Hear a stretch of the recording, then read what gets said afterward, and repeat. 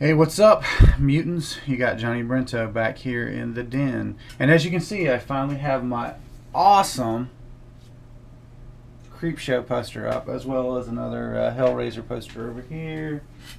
And yeah, pretty happy to finally get that up. Doing a little bit of reorganizing and straightening up, cleaning up the office space here. You haven't seen any vlogs from me lately. Not because I called in the towel, as Strebo purported. I don't know where he got that from. Just that I'm pulling back from that until I have stuff to show you guys that I've done, or cool happenings coming up. I just don't see much point in just the everyday vlog just to do a vlog.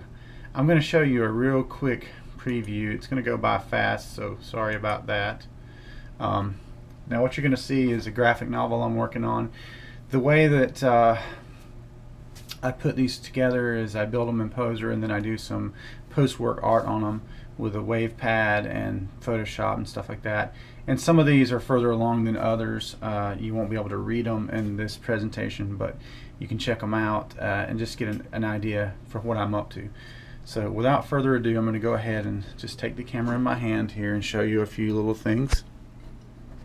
So now, what you're seeing right here is a typical character that I've built up in side of Poser, and I can do all kinds of cool things with the new Poser to make it look like it's going to look potentially in my comic setting.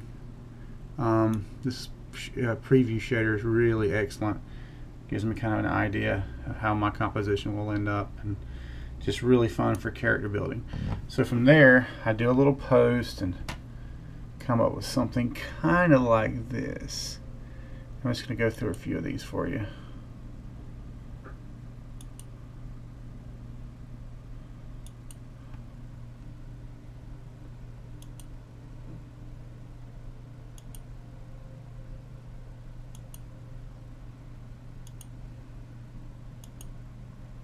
This is a story called Streets of Mutantville. This particular, it's going to cover a lot of different little tales set in the fictional town of Mutantville. And this has got a crossover story with Respawner in it. Pretty cool. And just some various art. But that's what you're looking at right there. So, hope you enjoyed this little preview. Apart from that, personally, I've got my mastering of my album begins tomorrow at Studio B Mastering Labs in Charlotte. Pretty excited about that. That album has been in progress now, going on 30 years, so it's about time to get it wrapped up, because I've got other music, and obviously the band spun back up, and that's a whole different set of music that I need to be focused on. So I really needed to wrap up these pop tunes in my little solo album, if you will. I had to move some stuff around here this week. You know, doing some redecorating here in the office. Just from a really fun trip.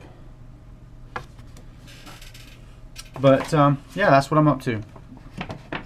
So in summation, I have not abandoned you mutants. I have only decided to, in an effort to offer you a better vlog and more vlog content, to just make my vlogs fewer and more far between, with a little more meat and substance, and that's the idea. You know, I'll leave the every day or every other day vlogging up to Strebo. He's better at that, and he likes to come in on these mad rambles after a long day's work and just, you know, drink some lemon shandy or some Blue Moon and, you know, espouse the virtues of not doing remakes and fan films to you mutants, and of which I agree 100% with. So I did see Lords of Salem, and I'm very excited about that. Today's Johnny Brento's JuJu is kind of dedicated to sort of a high-level review of the film, and why I think it's probably the best film that Rob Zombie has made to date. I really need to watch it again before I give it a proper review, and maybe I'll have the chance to do that with Strebo on MVP Mutant Radio.